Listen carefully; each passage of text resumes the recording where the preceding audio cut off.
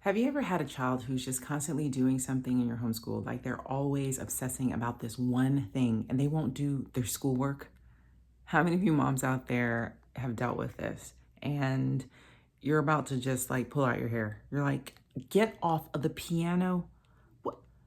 Get back inside. You're always out. Have you done your textbook worksheets? Have you done your project? Did you read your book?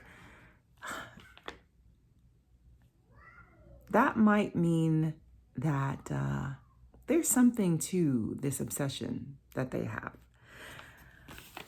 Today is Monday, and I've committed to doing a Monday homeschool mindset reset, or we can call it the Monday mindset reset.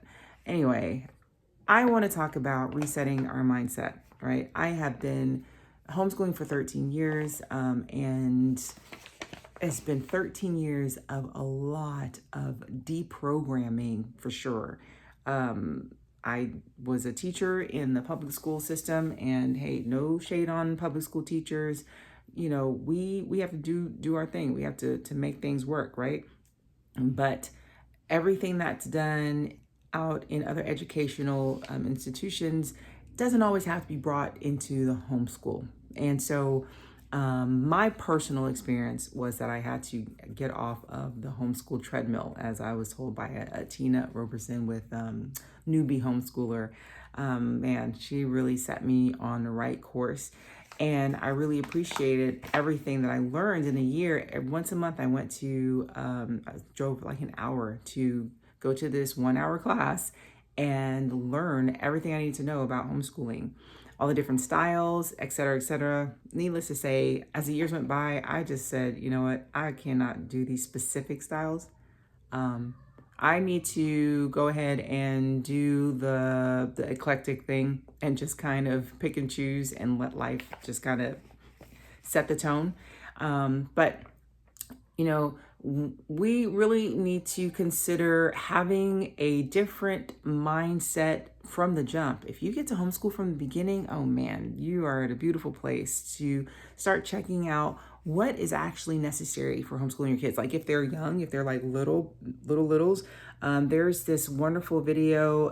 The title is like putting your child on God's schedule by Joshua White.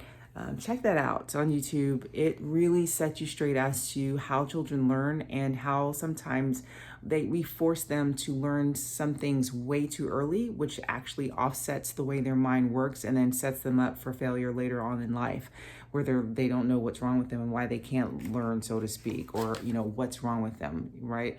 And it's because their brains were overtaxed in a certain area before it could be fully developed, and it used another part of the brain to figure out how to do this thing that the child shouldn't have been doing because it's too early, right? So mindset reset totally is necessary for going on this homeschooling journey. Now, if you're a little later in the game, like me, you know, I've got a junior, senior in high school, and we're just trying to figure out, we're in this like giving autonomy space, you know, for the past few years, letting them, I dropped my paper, so I'm trying to get it with my toes right now. Trying to get them into this space of, you know, moving into the phase of adulting. Then changing your mindset, it's never too late. It's never too late to change your mindset. It's never too late to sit your kids down and say, hey guys, kind of think I've been doing this piece right here a little wrong. I want to pivot, and will you join me on this journey of pivoting and doing something new and different? And why this is important to do, it's because we're teaching our kids to learn to be flexible. We're letting them see that we as adults make mistakes. We sometimes go the wrong path, and it's okay to reset and start over again. We're teaching them that it's okay to say sorry and apologize for going the wrong course with someone or setting someone in the wrong direction. It's just a vital character building experience to let your kids see you change your mindset and try to figure out, well, you know what, there's some other things out here, let's see what works, let's try something new, Let's try something different. I mean, if your child is always in the kitchen, they're like always cooking something. I had one of my kids, they made baked potatoes, like fries, and they hid a pear slice in the midst of the potatoes to see who would find it.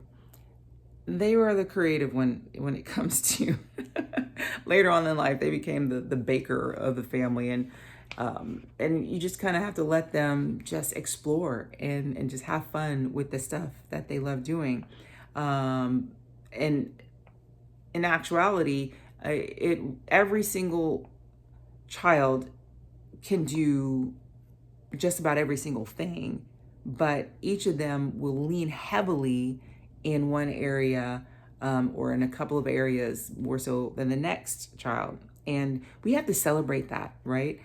So like I was saying, if somebody's always in the kitchen cooking, then you might want to look at those transcripts and slap a culinary arts class on there. Culinary arts 101, 102, a 103, and a 104, for those 4 years, even though they need 2 years of electives, but whatever, you can do whatever you want. If you're in Texas. What if they're like outside all the time? I had a couple of kiddos always outside, first thing in the morning. One had a camera in their hand, the other one had their hands in the dirt. Okay, let's put a little agriculture on that transcript. Let's put a little photog, just photography class on that transcript. Got to change your mindset. One kiddo, I just didn't have an English curriculum at all. And I was just kind of like, gosh, I got to get them English curriculum. I got to get them English curriculum. We got to do grammar, spelling, reading, writing. We got to have it structured in a book somewhere where they could turn a page and I could feel good about myself, right? They ended up writing a book just because they were writing writing instructions for someone of how to do something, dealing with agriculture, just for a friend. It was just for fun. And my husband walked by and he looked at the screen. He was like, that's a book. And then kept walking. And so I took over and encouraged them and led them into getting that book published. And that was their English language arts class. I mean, you can't get any better than that, publishing a book. And you don't need any workbooks to prove that you did English language arts. If your child can write a book or an article or story, they're doing pretty good in that area, and you can slap that down as a class. I didn't realize I was going to be getting into talking about transcripts, but it just, if that's the level you're at, then mindset change is going to be huge in that area so that you can feel confident that you can list these things down as classes. If you have a kiddo that's just always in the mirror, always mixing lotions and potions, putting stuff on their skin and trying stuff out, making perfumes and tinctures and all kind of stuff, then, let's get, what is that? That is not, there's a word for it. You could do naturopathic, I don't know, but they're wanting to get into hair and skincare. They're wanting to get into helping themselves as well as others to have like some beautiful victories in caring for their bodies. That is a beautiful thing to pursue, a beautiful passion to have, a beautiful purpose. What if you got that child that's always pretending? they're you see them outside in the backyard talking to no one and dressing up a lot and just have a wild imagination.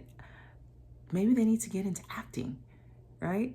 And I know there's some conservative Christian groups out there that, acting is not their thing, and it's okay. And, there's a lot of actors out there who are having a profound impact on teaching other people beautiful principles and helping them to, see things in a different way because of their acting.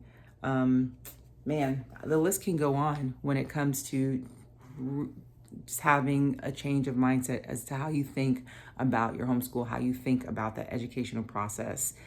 So, man, what is the principle behind why this works?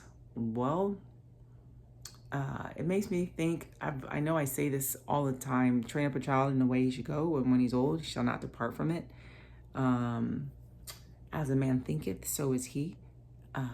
There's so many principles that ground and root the reason why we need to embrace life in its organicness, if that's a word. And not stop thinking that you have to have it so structured and perfect with everything. Tomorrow, I'm going to be talking about salvation by curriculum on Instagram. I've got 21 days Instagram live. You can check me out on Renee Hankins 7. I know, random. Renee Hankins and the number 7 on Instagram. And I'm going live for 21 days. Tomorrow, we're going to talk about salvation by curriculum, y'all. We need to stop it. But for real, let's grow this community. If you enjoyed this video, like it, leave me a comment. Tell me in the comments below, what are some of the mindset changes you've had in your homeschool that's like totally out of the box that, you know, some people might be like, oh, I don't know. Share with me in the comments below, and share it with another homeschool mom that you know will be encouraged. I love y'all. Y'all have an amazing day with your family, and you take care.